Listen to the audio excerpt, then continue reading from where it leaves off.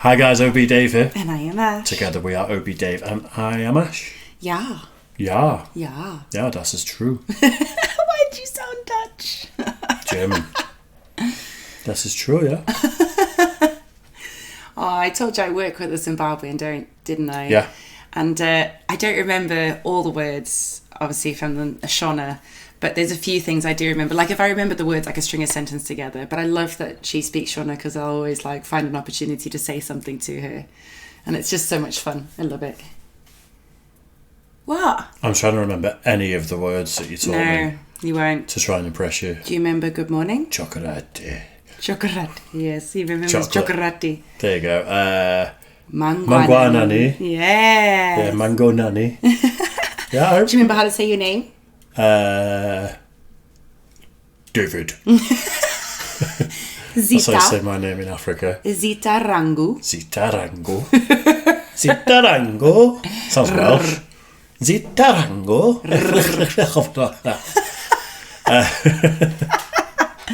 Right then. That's right. Katt Williams is not done yet. Apparently. I don't know what this is about. No. And it's been out for an hour. It's from the trusted news source for all things comedy, Joke World. Okay. Yeah, I don't know. I presume he's gone on a rampage again and just talked about everyone, which the Shannon Sharp podcast, I listened to the whole thing and it was hilarious. Yeah, you said. Yeah, and it God knows. Or maybe some of the comics he was obviously bringing up have hit back and now he's hitting back again. Maybe. Sort of like a hit, like a bit of tennis match.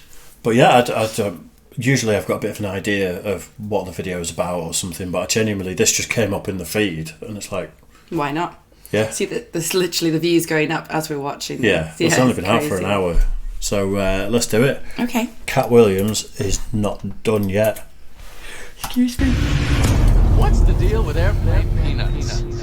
41 days after Katt Williams That's loud. laid down perhaps the most controversial and infamous podcast appearance of all time, that included the exposure of deep industry secrets and claims of Kevin Hart being an industry plant, it appears as if the true motivation behind Katt's bombshell interview has finally been revealed. Katt's killing it. It's like his ticket sales went up like 800%. The Katt Williams Shannon Sharp story dominated the internet for well over a week to start off 2024. And with the perfect mixture of outrageous claims and the receipts to prove them, the Katt Williams interview was equally as confusing as it was entertaining, as it was hard to determine what exactly was true and what was false. But the main takeaway remained. Everyone was talking about Katt Williams, and whenever something goes this viral, the automatic response is for people to claim that it's fake or orchestrated in some way. Like when Snoop Dogg recently pretended to quit smoking for an advertisement, or the viral Mark Norman situation that we talked about in this video. But Katt Williams was relatively silent after the Shannon episode blew up, not really using the insane bump in relevance to promote much besides his current tour, until now that is. Netflix has officially announced that on May 4th, 2024, Katt Williams will be performing the second ever live comedy special in streaming history, following in the footsteps of Chris Rock, who went live on Netflix last year to perform Selective Outrage 365 days after the Oscar slap. Oh, wow. Marking the first ever live event of its kind and bringing in 798 million viewing minutes from people eager to hear Chris Rock address Will Smith. And although the reasons Chris Rock and Katt Williams went viral are very different, there is a similar lore to watching either of them discuss these dramatic events live on stage, which is likely why Katt Williams chose to go so hard on Club Shay Shay in the first place, setting the table to continue the conversation about his peers in comedy and Hollywood's manipulation in front of a much larger audience. The full... That's interesting concept like that. He's done it for that. I don't think he would have. His whole thing didn't seem like that. And like you said, he had receipts. He had, evidence almost. Yeah. But why now? It's a good point. That's the cynical view of it. It's like, why hold on to the receipts for 10 years or whatever? But why do we always think that everything has a reason? Maybe he got the gig from Netflix because he was going viral. That actually it wasn't to promote the possibility of release. It was a pre-thing. It was like... They could have turned it around that fast within a month. I mean, they've got till May, so they've got another 2 months until it was like Miley Cyrus's twerk. Like, everyone said she'd done it on purpose. She did it because she was going through a phase in her life where she was just like, I've been... she was being restrained and restricted and forced to be a certain way, and she was like, I just want to be me. So she went over the top to try and get that out and be like, I am going to show you all. And it was a sort of like a rebellion, and it made her huge for like a bit. You're the only one that's made the comparison with Miley Cyrus and Katt Williams in history ever. It's the only comparison I can think of. That's fair. That's how you feel. Maybe we figure out a way of doing a live watch along or something of this when it's on. That would be great. Yeah. Because it could be pretty. Yeah, that could be pretty good. Yeah. Whole interview with Shannon Sharpe gained an insane 58 million views on YouTube, which is beyond impressive. But Netflix has 260 million subscribers who will all be able to access this stream. And given that Katt knew about his live special during his appearance on Club Shay Shay, the exposure of his peers doubled as a genius marketing campaign to give his live event the same type of advantage Chris Rock enjoyed. Filming next Netflix special in May. Yep, next Netflix special. U2 Theater in Inglewood. I'm about to catch that. I thought you might. Sorry, but I literally just got corrected there. His body language, but you didn't know. You didn't watch the full interview. No, I didn't. His body language and everything. It's like, I find him so hilarious. Just his whole personality is really funny. It's like, next Netflix special, and it's like, yes, next Netflix special coming up in May. It's like, why did you mention that? No, it's just such a... what would the word be? He's a genius when it comes to words and mannerisms. Like, he's kind of perfected his idea of what he wants himself to be portrayed as, I think. Okay. And this, like, take a moment and repeat what someone says to you is a move that sometimes quite intelligent people do. People at politics do. Or sometimes people pretending to be intelligent to buy themselves a few seconds to think of something or to avoid clever. answering questions in a particular way. That's what politicians do. They just repeat what you say. I love Katt Williams. I think he's hilarious, and I just think his mannerisms and stuff are just so unique compared to a lot of people. I don't know him as well. We'll react to more soon. Okay. Enjoyed. Filming next Netflix special in May. Yep, next Netflix special. U2 Theater in Inglewood. I'm about to catch that. I thought you might say that. I will catch that one.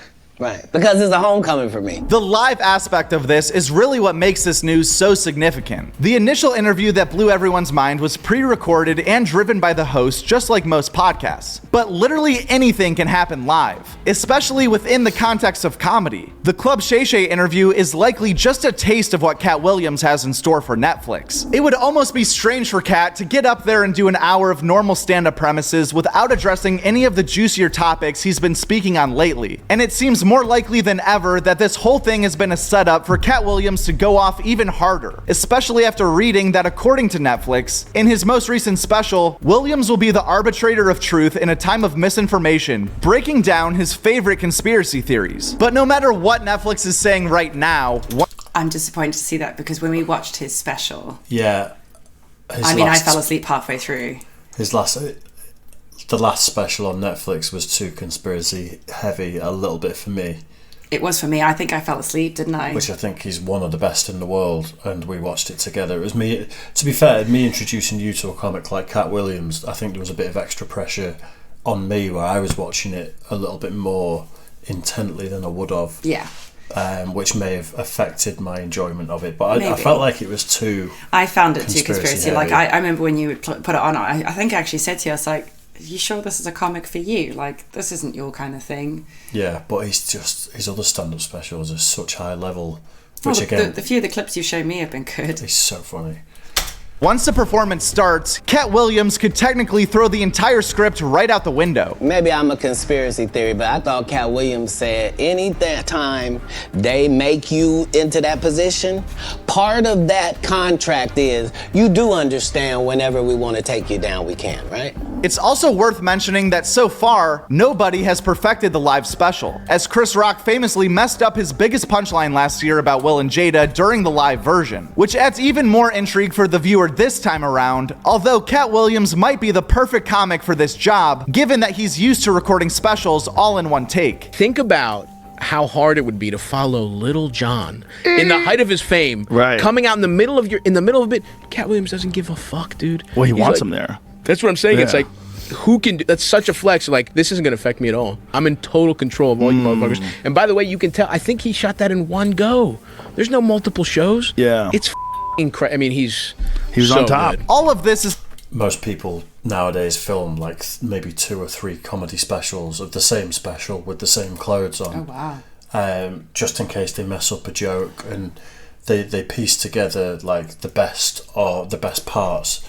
It'll be the same hour of comedy that they're doing, but the delivery may have been better on one, the crowd reaction may have been better on one, and they edit it all together to be more polished. It takes some of the pressure off the comic, because if you're doing one off and you mess a joke up and then you've been paid by Netflix loads of money to do it, Yeah, I get that. it makes sense, because if you smash it on your first one, I've heard a lot of them say, you absolutely kill it on your first one, you can just have fun on your second one. Yeah. And then some of the stuff that makes the edit ends up being stuff where you're having fun.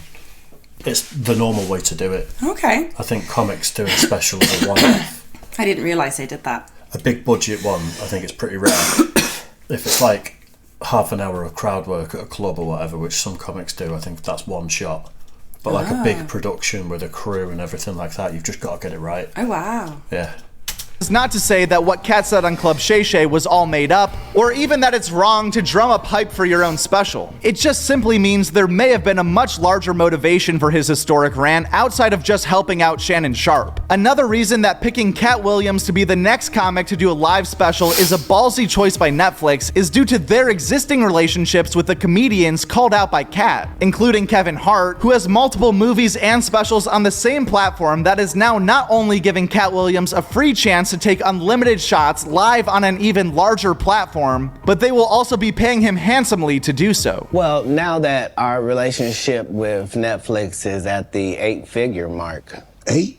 How You said 8? How often you want to make them? Oh, you said 8? I mean, like Right. 5, 6, 7, 8? Gotta be 10 million to qualify, yeah. So what I'm saying is, once you're at that level, how many would you do?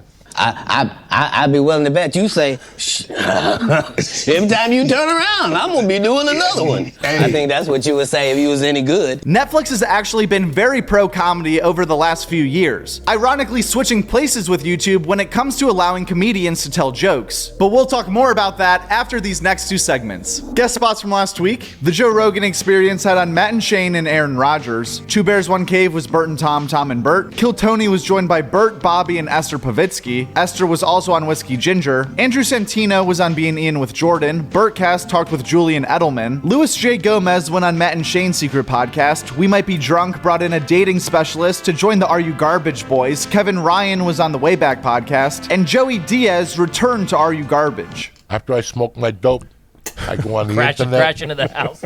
I go on DraftKings, play a little roulette. Okay. Man, Joey's doing it right. Busy morning. I like it. Play a little fucking triple. Rip a couple bangers, lay a couple parlays. No, none of that shit. I just got to get the day started.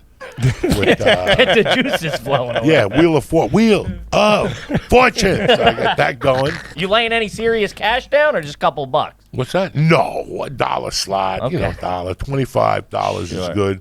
Sometimes I win 80. Sometimes I lose all 25.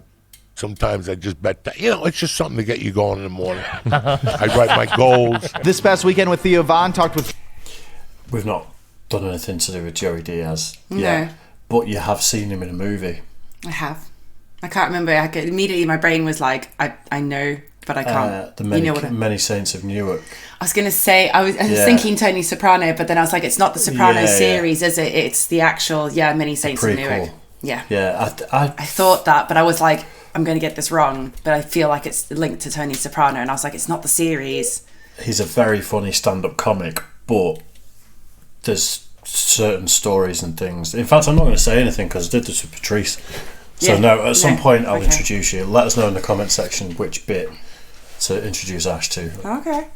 Trevor Bauer. Your Mom's House had on Moshe Kasher. Tosh talked with his favorite pit boss. Carmen Lynch went on Soder. Joe Bartnick was on the Giannis Pappas Hour. Chrissy Chaos and Hey Babe did not have guests. The Blocks podcast had on Jimmy Carr. Jamie Kennedy was on Tiger Belly. Derek Gaines and Dave Temple went on You Know What Dude. First Date talked to Ari Shafir. Paul Verzi visited Stavi's World. Taste Buds battled Flowers vs. Chocolates. And Tim Dillon was on Rough Week. As far as new stand-up specials are either out right now or coming out soon, Taylor Tomlinson Have It All is out on Netflix right now. Rob Hayes' Frontin' is out on YouTube, and a few specials in the works right now that will be out soon. Mike Epps' Ready to Sell Out will be on Netflix next week. Rory Scovel, Sex, Religion, and a Few Things in Between debuts on Max February 22nd. Then on February 27th, Donnell Rawlings' Chappelle's Home Team will premiere on Netflix. There weren't many new specials this week, but in other news, we recently uploaded a video detailing Joe Rogan's new contract with Spotify and their subsequent return to YouTube that was unfortunately age restricted by YouTube right out of the gates. So we're gonna put that on the end screen of this video for those of you who didn't get a chance to watch it. But other than that, we're gonna be getting a few more videos out on the main channel this. The trusted source for comedy and podcast stuff. I don't follow 99% of the podcasts he talks about, so I usually sort of skip this last part. You're gonna upset people. You better just get through it. Well, let's do the closing ceremonies thing. I accidentally stopped the video at the same time as I just played that little outro, so you might see a little cut there. No, I didn't even notice. I did, thankfully. I'm always looking. If you ever notice with the Office Blokes, the camera is right in the way of it, so quite a lot I just if you see me sit up like that, I'm checking it's still recording on the screen over there. Fair enough. Not allowed to switch off. No, like the podcast updates and stuff, it's most of them aren't for me. I've listened to some of them. I've listened to them as guests on other people's podcasts. There's too many, in my opinion, comedian podcasts, but it pays the bills. You know, yeah, they all make a lot of money out of it, and fair play to them. And they're all intelligent, funny guys. So a lot of them are, and everyone's got their own opinions on who they prefer. So I suppose having lots of podcasts means you got more choice. So, absolutely, yeah. It's just some of them I've listened to. The laughter seems very forced, you know, because they're essentially being paid a lot of money to be funny on a podcast. So they know with each other that some of it just is like, that wasn't that funny, but they're all slapping legs and going crazy. That's a bit annoying. Just my opinion, anyway. But there you go, Katt Williams going live on Netflix. I know. I say we do Patreon watch along. That would be awesome. We could do a watch along on YouTube and just not show it. We'll just press play at the same time as everyone else. No one's going to just stare at our faces while we laugh and make comments. That's what we did with the Super Bowl at the Office Blokes last year. I thought they were I thought they got to see. No. Oh. No, so people can have it on the TV and then they could have us on the phone. That's what people did with the Super Bowl. To be honest, I just found you guys annoying chatting, so I turned you off. All right. You didn't find me annoying. No. Right. Shit stirrer. I am a shit stirrer. To me, having you guys chat while I was watching was, but you saw, like, even like when you on the Super Bowl this weekend, the first thing I said to you was, I love you, but if I tell you shut up. I'm trying to listen. My survival mechanism is to fall asleep, and you were getting too excited, so I fell asleep. I was getting really into it. It was a really good game. Anyway, cheers for that one, guys. As always, make sure to like and subscribe, and we'll see you soon. Bye, guys.